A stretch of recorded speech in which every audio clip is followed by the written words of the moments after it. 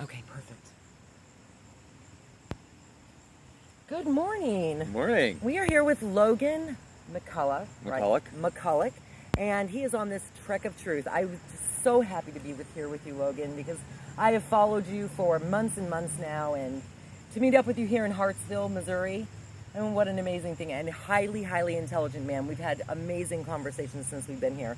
But I would like for you to explain to everyone your plight here. You're on this trek of truth, and it's all about Lyme awareness. And Lyme awareness is a central theme of it, definitely. And I want to thank you for seeking me out. You know, Ellie contacted me about a week ago and happened to be traveling through the same area on her B-bus mission, and drove all the way up here to Hartsville to hang out for a while. And we've been, like you said, great conversations. I'm a survivor of chronic Lyme disease, and back in 2013, after an intense period of treatment and some level of recovery, I thru-hiked the Appalachian Trail to try and raise awareness for Lyme disease. I called that project Journey Through Lyme, and that was kind of the launching pad to what I'm doing now. I had another downward spiral of illness in 2014 with a case of Giardia. It took a while for my immune system to, you know, it's been hammered so much like most of ours have, to get me back to the point where I could do something physical again. But while I was convalescing, I hatched this idea for the Trek for Truth. And I started off on the Atlantic coast in Delaware in April, walking across the country. you were on foot. I was on Your foot. first trek of this was on foot. It was. I backpacked 1,100 miles from Delaware back to my hometown of Wow. Louisville, Kentucky, and then decided to switch over to a bicycle because I couldn't finish the foot trek in 1 year without getting stopped by the snows in the Rocky Mountains. Right. So we just relaunched on a bicycle a little less than 2 weeks ago, and we've covered another 600 miles, so we're about 1,700 miles into this odyssey. And what we're doing is shooting videos, interviewing people. We're actually shooting the footage to make a documentary called Freedom with a question mark at the end.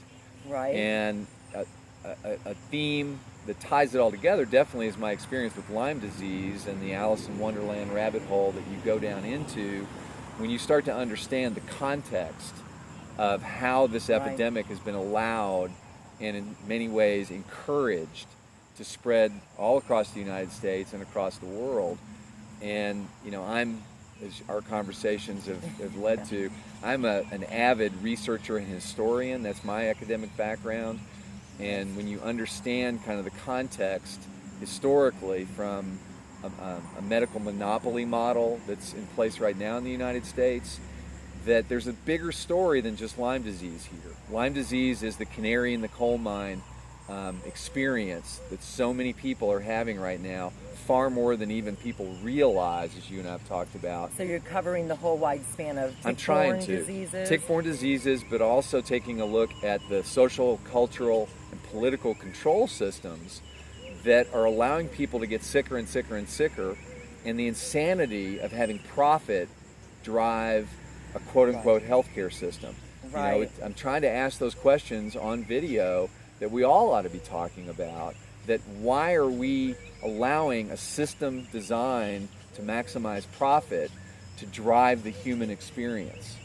You know, we shouldn't, it's literally, it's a form of insanity collectively, and I'm among many people, you being among them too, that are waking up to this and saying, wait a minute, isn't there a better way that humankind can be organized, that we don't kill people for the sake of profit? Because that's exactly what's going on. It's not just Lyme disease, it's a whole system. You know, cancer is the #1 economic engine in our economy. Absolutely. If we cured cancer tomorrow, we would wreck our economy. Is that not insane? Don't we need to be thinking creatively about, and you can tell I get passionate about this stuff okay, because it's good. You know, our children and our grandchildren are inheriting the systems that we allow to be placed upon us. Absolutely.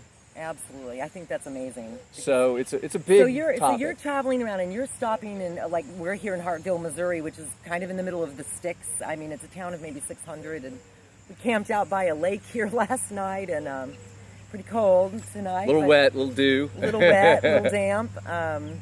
But so you're stopping and you're interviewing people and you're having these discussions. Yeah. Yeah. with just the average American Trying folks. to, obviously you and I could dive deeper than I can with somebody I might meet for only an hour or two. But one of the Absolutely. things related to the documentary that we're doing is just asking people a very simple but a very difficult question when you try to answer it. And we actually stole this idea from another great filmmaker and esoteric researcher by the name of Richard Grove, who has a new media website called tragedyandhope.com. And he was interviewing people a while back on his YouTube channel and asking them one question, and that was, define freedom. Good question. And what you saw, and I encourage you to go to his YouTube channel, Tragedy and Hope Mag, I think is the actual name, but you can Google it.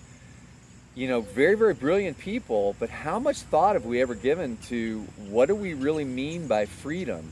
What does it actually mean tangibly in your life experience? And you see people really stumbling with trying to answer that question. Absolutely. They'll use another word like, well, freedom means liberty. Well, what does liberty mean? Exactly. And I really got caught when I watched those. So we're asking that question because it's so simple. Everybody can relate to that, but it relates to what you and I were just talking about. Because do you have freedom in the medical system in this country? Do you have freedom to choose how to restore or maintain health in your body? No. You're told what you're allowed to do to your body. You're told what you're allowed to put into your body. You're told what practitioners you're allowed to go and see. They're told what they're allowed to do in their practice or not. Who's telling them? And everyone's put into this box. Right. This is what you have, this is what you'll take, and this is how it's done. The Lyme community understands things like the Infectious Diseases Society of America. And the question is begged, who gave this dozen white men the power to define disease in the United States? Absolutely. Who empowered them? But they're just one example. That kind of mechanism of control is woven all throughout our society, and it's not done in a rational manner, it's done in an irrational manner. Right. And that all ties back to that question, what is freedom? Do you own your own body? Do you have the freedom to choose your life experience? And that's a big question. That's a huge question, especially now with the GMOs coming out and with the whole labeling issue. Do we have the freedom and the right to know what we're putting into our bodies? Mm-hmm. And that's a huge issue on the table right now with the labeling. It seems so obvious to people like you and I. Of course we have that right. We should have that what right. are the opposing forces that are preventing that from happening? One of the greatest lies that's ever been seeded into humanity is that one person can't make a difference. It's absolutely intentional, because if I can convince you that you don't have the power to change a big, opposing force, then you won't even try. Absolutely. And the truth is that people like you and I, what you're doing, what I'm doing, what so many other people are doing, what they can do collectively is far more powerful than any massive institution. Absolutely. Any AMA, any IDSA, any CDC. We as individuals can only do so much. We can, with a little tiny toothpick, try to chip away at the iceberg. But if we could collectively get everyone together and start. Well, it's the power of an idea, and any tyrannical organization is most fearful of an idea whose time has come. And perhaps freedom, real freedom, not pseudo freedom that we're programmed to believe we have. Maybe that time has come. I don't know, but I want to find out. So are you going to put a documentary together when you're finished with all the interviews across the country? Now we're in Missouri right now, so you're traveling to San Francisco. Mm-hmm. So you're going to end this in San Francisco. Yeah, I'm going to end this phase of it in San Francisco. I thought I thought the Appalachian Trail was one project, but obviously it just keeps leading to other things. That's wonderful. And we're planning on doing some kind of a documentary, a simple one, probably an hour or less, that really highlights maybe the answers to that simple question. More of a piece that just provokes thought. That if you watch it, it hopefully inspires someone else to take the idea to another level. Wonderful. Because those are the kinds of people and researchers that I've come across in my own personal experience that have made a difference in my life. They've made me ask those self-reflective questions. What is freedom to me, and what is my life experience to me? And so right now my life experience is pedaling a bike 60 miles a day. Well, you know, I've spent some time in Kansas, and I have to say that I've ran across several zombies. So I think Ottawa, Kansas is becoming zombie nation. The Yeah. Walmart is creating zombies. Yes. Absolutely. Yes. I ran into many of them in the parking lots of the Walmart out there. So do you think that as you go along and you discuss this with people, that people may start to wake up? I think people already are waking up in mass. I've had some amazing conversations with people that you wouldn't expect an awakened person to be in Murray City, Ohio, but they are. But they are. And the thing is they don't know about each other's existence. So you feel disempowered if you don't realize that there's 100,000 other people just like you spread all over who are having the Absolutely. same awakening.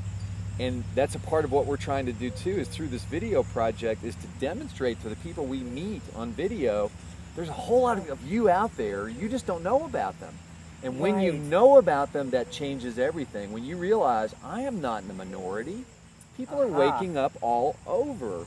Nice. And they're and you know, it's happening in a spontaneous way almost. It's not necessarily that I tap you on the shoulder and wake you up, but you come across some information, some pieces That of a puzzle start to helps come you. together. A life-threatening illness comes into your life, and it changes the way you look at the world.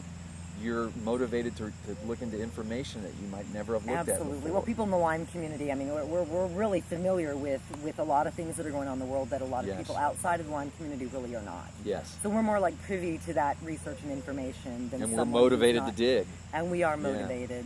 Yeah. So this is wonderful. So people can help you out on this if Yes. they want to help donate or. Yes, we have a help us page on our website, which is www.trek, TREKFOR, Trek for Truth, all one word, .org. Okay. And on that website too, we have a link to our Indiegogo campaign. So if you'd like to help through the Indiegogo campaign, you can watch our little 6-minute video that tries to explain what we're trying to do here. Okay. And you can donate through the website or the Indiegogo campaign. We Wonderful. self-funded this project for about the first 3 months. We being my friend Drew Allgaier, who's my chief operating officer for the Trek for Truth Right. back at home. And now we honestly need help. It's not a terribly expensive project, but just moving across the country, the living Right, you don't expenses. have the gas that I go No. through getting from one place to the other. Need a little Fine. fuel for the body A and a place to lay my head, you know, and do some laundry, Right. that kind of thing, and some of the video Wonderful. production stuff. And then we're on Facebook under Trek for Truth. We're on YouTube under Okay. Trek for Truth. And you can see all the videos we've shot to date, as well as you can link to the videos I shot on the Appalachian Trail, which was really more focused on Lyme disease as well as the AT back in 2013. Right. So this is evolving. It is. I mean, it started out Lyme disease, and I remember because I followed you through the whole Appalachian you? Yeah. Trail, and I remember, you know, it was all about the Lyme disease. So this is really evolving It into is. something It is. bigger. Lyme is still definitely a central theme for this because it's, you know, a deep part of my personal experience, and it's a deep Right. part of the motivation that got me to dig into these topics. But you know, I'm a big picture thinker. I always have been. You know, you don't cure skin cancer by cutting off the blemishes. Absolutely. You find out the underlying cause, and you know, I'm driven to understand why something like this Lyme epidemic can happen in the way it is. And what's going on behind the scenes? What's the greater context? You know, some of the Right. questions we talked about a little earlier in this chat. Absolutely. Well, that's wonderful. Logan, thank you so much. It is such a pleasure Thank to you be for- here, camp out with you for the Yeah, evening. I'm sure have we'll great cross paths again. conversations I and- want to do the bee therapy. Absolutely. We're going to get you stung, my friend. Yeah, We're gonna yeah, get you yeah. stung. Trek for Truth, you can find him on Facebook, website. He's got an Indiegogo campaign if someone wants to help him out for food, supplies. He's doing this all on bicycle, all the way across the country. Follow Logan McCulloch across the country. Thank you so much for joining us. I'll talk to you soon. Thanks, Ellie. Be well. Sit back. All right.